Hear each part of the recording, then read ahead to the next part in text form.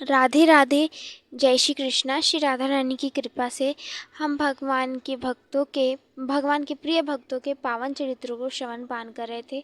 आज उसी प्रकार कल हमने श्री नरहरि देव जी का पावन चरित्र श्रवण पान किया था। आज उसी प्रकार हम श्री जी की कृपा से श्री स्वामी जी श्री हरिदास जी महाराज के शिष्य श्री विट्ठल विपुल देव जी महाराज के पावन चरित्र को श्रवण पान करेंगे। श्री विट्ठल विपुल देव जी, इनका जन्म 1532 में वृंदावन के राजपुर गांव परिक्रमा मार्ग में के बगल में ही हुआ था। बचपन से ही ये माया की विकारों से रहित थे। इनको माया बिल्कुल पसंद नहीं थी। इनको संसार से कोई भी अर्थ नहीं था। 30 वर्ष तक ये गृहस्थ में रहे और फिर गृहस्थ 30 वर्ष तक रहे। फिर ये वृंदावन में 70 वर्ष तक श्री स्वामी जी महाराज की सेवा में रहने लग गए। कहा जाता है कि जो श्री विट्ठल विपुल देव जी थे, ये श्री स्वामी जी के ममेरे भाई थे और ये स्वामी जी से 5 साल बड़े थे और उनके पहले शिष्य भी थे। सर्वप्रथम शिष्य श्री विट्ठल विपुल देव जी महाराज जी थे। अब हमने इनका ये जीवन परिचय सुना। अब हम प्रसंग सुनेंगे जो श्री विट्ठल विपुल देव जी के प्रसंग हैं। एक समय की बात थी। श्री विट्ठल विपुल देव जी श्री स्वामी जी के शिष्य थे। तो वे क्या करते, स्वामी जी जहाँ बैठने जाते थे, जहाँ बैठ के अपना प्रियतम को लाड़ लड़ाते थे मानसिक स्वरूप में, वहीं पे जाकर वो बैठते और लाड़ लड़ाते। तो जब विट्ठल विपुल देव जी देखते कि उसी के बीच बीच में वे जब नेत्र खोलते और क्या करते, एक कुंज पड़ता है, वहाँ कुंज में जाकर उसको साष्टांग प्रणाम करते और मुस्कुराते, उस कुंज को देखते, बड़ा मुस्कुराकर मीठी मीठी मुस्कान मारकर देखते। अब जो उनके शिष्य श्री विट्ठल विपुल देव जी थे, वे ये क्रिया उनकी प्रतिदिन देखते स्वामी जी की। वे सोचते कि ये स्वामी जी ऐसा क्यों करते हैं, प्रतिदिन जाते हैं और वहाँ पर जाकर उस कुंज को साष्टांग प्रणाम करते हैं और उसको देख मुस्कुराते हैं, उस कुंज को देखते हैं। उनके मन में बड़ी जिज्ञासा उठी। उन्हें लगा कि अब स्वामी जी से पूछना चाहिए, ऐसा क्यों होता है कि वे जाते हैं और इतने मुस्कुराते हैं, हम भी जाने ऐसा क्या है। शिष्यों के मन में ऐसा जिज्ञासा उठी। तो अब जिज्ञासा उठी, गए ला जाते हुए गुरुदेव के सामने, स्वामी जी के पास गए, स्वामी जी के सामने और पूछे, हे गुरुदेव, आपको हमारा नमन। हम आपसे ये प्रश्न करना चाहते हैं, हमारा एक जिज्ञासा है कि आप उस कुंज में जाते हैं और कुंज में जाकर आप उसे साष्टांग प्रणाम करते हैं और उसे देखकर आप बहुत मुस्कुराते हैं। अगर आपकी कृपा हो तो आप हमें भी बताइए कि ऐसा क्या कारण है तो आप उस कुंज को देख के इतना मुस्कुराते हैं। हम भी बड़े जिज्ञासा में हैं कि हम भी वह जाने। तब स्वामी जी उन शिष्यों की बात को सुन के बड़ा मुस्कुराए और मुस्कुराते मुस्कुराते क्या कहा कि जाओ देखो वो कुंज को। और जैसे ही श्री विट्ठल विपुल देव जी ने उस कुंज को देखा तो क्या देखा, जो कुंज था वो रंग महल में परिवर्तित हो गया था। रंग महल यानी कि जो श्री जी का निकुंज है, निकुंज में एक रंग महल है, वही रंग महल में वो परिवर्तित हो गया। उसे देख के तो बड़े हर्षित हुए श्री विट्ठल विपुल देव जी। और तभी स्वामी जी ने आज्ञा की, अच्छा सुनो, जाओ अंदर जल की झारी है, उसे उठाकर यहाँ लेकर आओ। तो वे गए श्री विट्ठल विपुल देव जी और अंदर जैसे गए, हर तरफ इतना सुंदर सुंदर प्रकाश हो रहा था, मणि लगी थी, पूरा जो महल था वो चमक ही रहा था। और श्री प्रियतम कोमल सेज पे विराजे हुए थे श्री प्रियतम और एक दूसरे को देख रहे थे। इसको देख के तो जो श्री विट्ठल विपुल देव जी का मन था वो तो और हर्षित होने लग गया कि आज तो साक्षात श्री प्रियतम के दर्शन हो गए। सिर्फ गुरुदेव जी की कृपा से, स्वामी जी की कृपा से बड़े खुश हुए श्री विट्ठल विपुल देव जी। फिर वहाँ से जल की झाड़ी उठाकर लाए और श्री स्वामी जी के पास रख दिया। अब स्वामी जी ने कहा फिर उन्होंने स्वामी जी से कहा कि हे स्वामी जी, आपने हम भक्तों पर इतनी कृपा की, हम शिष्यों पर इतनी कृपा की, आज हमें साक्षात श्री प्रिया प्रियतम के दर्शन हो गए, श्री लाडली लाल के दर्शन हो गए। नाथ, हम पर तो कृपा हुई, गुरुदेव हम पर तो कृपा हुई, आने वाले जो भक्त जन हैं, आने वाले जो लोग हैं, उन पर भी तो कृपा होनी चाहिए, उनके लिए भी तो ऐसे प्रिया प्रियतम आए, दर्शन दें। तब जो स्वामी जी थे उन्होंने कुछ कहा नहीं, वो केवल मुस्कुराए। और जब उन्होंने उस तरफ देखा श्री विट्ठल विपुल देव जी ने, तो क्या देखा? श्री प्रिया प्रियतम अंतर ध्यान होके श्री बांके बिहारी, श्री कुंज बिहारी रूप में अवतरित हो गए। श्री कुंज बिहारी लाल की जय हो। वहाँ पे वे अवतरित हो गए और फिर स्वामी जी ने कहा, जाओ श्री कुंज बिहारी लाल जी को यहाँ पर लेकर आओ। तब गए श्री विट्ठल विपुल देव जी, वे श्री कुंज बिहारी जी को उठाकर अपनी गोद में लेकर आते हैं।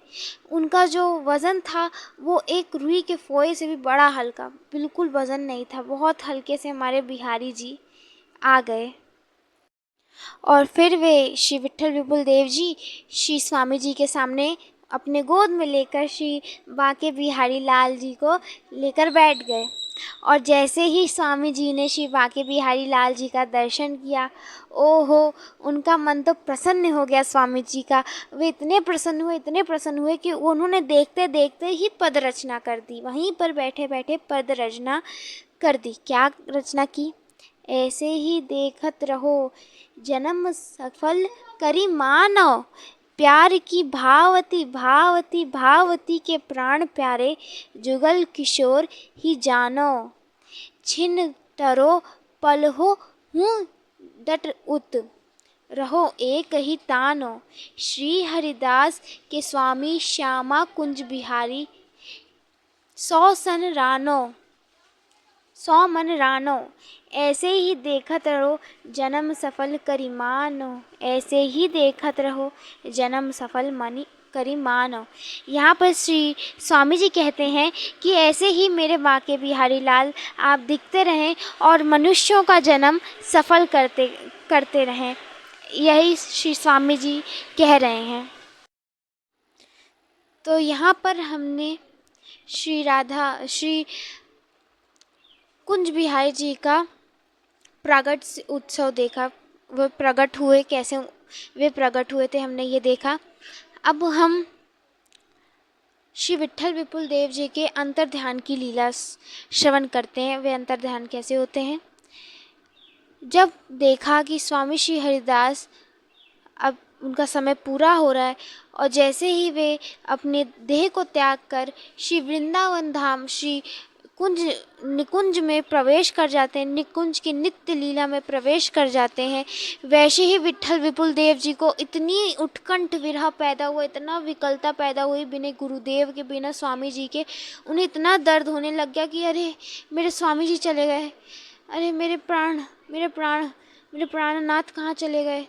वो अपने गुरुदेव को इतना मानते थे, इतना प्रेम करते थे कि गुरुदेव के लिए उन्होंने क्या किया, उन्होंने जल पानी अन्न सब त्याग दिया, सब जल दाना खाना सब त्याग दिया उन्होंने।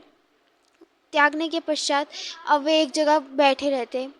उन्हें 7 दिन 7 रात्रि हो गई थी और वे कुछ खाए पिए नहीं थे। अब वृंदावन जानते हैं, वृंदावन में कई रसिक जन थे। वे रसिक जन जब देखे कि श्री विट्ठल विपुल देव जी इतने कष्ट से रह रहे हैं, 7 दिनों से ना उन्होंने जल पिया है, ना कुछ ग्रहण किया है, तो वे बड़े परेशान हुए सारे भक्तजन कि अब क्या किया जाए। रसिक जन परेशान हो गए।